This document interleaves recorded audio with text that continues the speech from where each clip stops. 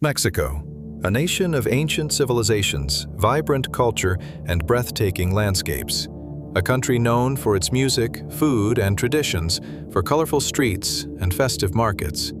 Yet beneath this beauty lies a struggle that has defined its modern era, a relentless battle between the state and powerful criminal organizations.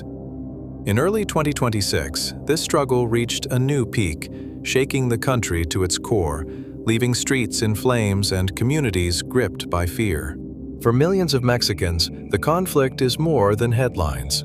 It is the uncertainty of leaving home in the morning, the fear of roads once familiar, and the ever-present threat that violence could erupt anywhere, at any time.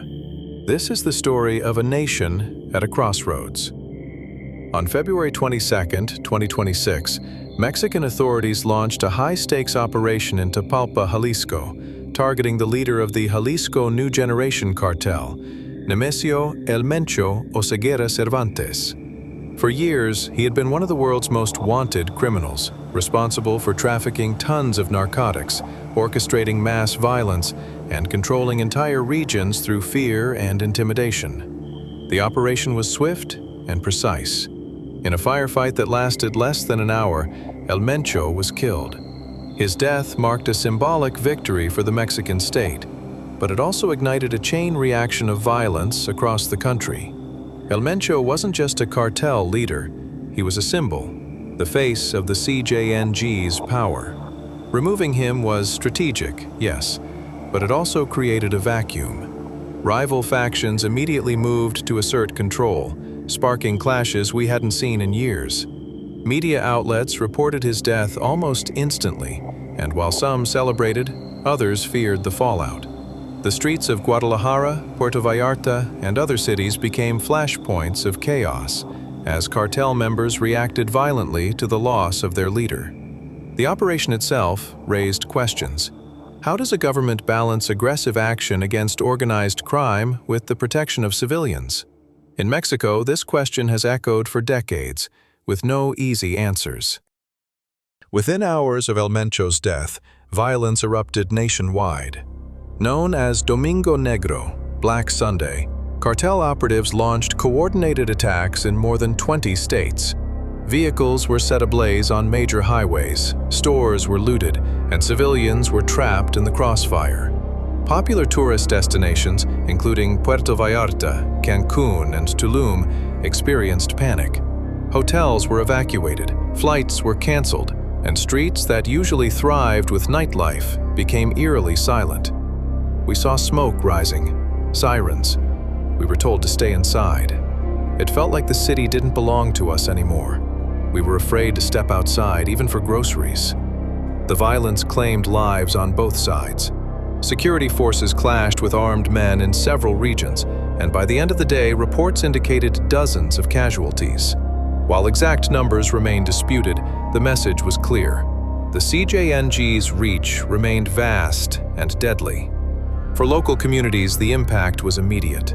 Markets closed, schools canceled classes, and families huddled at home, uncertain if they would see the next day in safety. The government responded swiftly, deploying thousands of military and National Guard personnel to affected regions. Checkpoints were established, high-risk roads were closed, and helicopter surveillance monitored cartel activity. Our primary goal is restoring order without further loss of life. But the situation is complex. Violent factions operate with precision and are deeply embedded in local communities. The state's response highlighted a recurring challenge in Mexico: how to combat organized crime without destabilizing civilian life. Military operations are necessary, but they come at a cost, both to public perception and trust. Despite these measures, violence persisted. Analysts warn that removing a cartel leader often leads to a period of heightened conflict as rival groups fight for dominance. Beyond the immediate violence, Mexico faces a human tragedy that has grown for decades. The thousands of people who have disappeared, leaving families in anguish and communities traumatized. They are my son, my brother, and every day without answers feels like a lifetime. We march, we protest, but the government's response feels slow. We want justice. More than 130,000 people are currently listed as missing in Mexico. Efforts to identify victims and hold perpetrators accountable have often been slow, hampered by corruption, lack of resources, and fear. For many families, closure remains a distant hope. This crisis leaves scars beyond numbers, affecting mental health, local economies, and the social fabric of entire regions. The violence also reverberates through Mexico's economy. Tourism, a lifeline for many cities, is disrupted by fear and insecurity. Airlines cancel flights, resorts close temporarily, and local businesses face massive revenue loss. When insecurity spikes like this, it's not just local businesses that suffer. National GDP is affected, foreign investment slows, and economic inequality widens. Other sectors, including agriculture and manufacturing, also feel the ripple effects. Roads blocked by violence disrupt supply chains. Workers cannot commute safely, and logistics networks falter. The social impact is equally severe. Parents worry about sending children to school. Families relocate for safety. The fabric of daily life is frayed by fear and uncertainty. In the digital age, the battle extends beyond streets and mountains. Social media becomes a weapon, used to glorify violence, intimidate opponents, or spread misinformation. Some posts even claim false victories or exaggerate threats, causing panic. Misinformation spreads faster than bullets. Cartels and rogue actors use online platforms to manipulate perception, recruit members, and destabilize communities.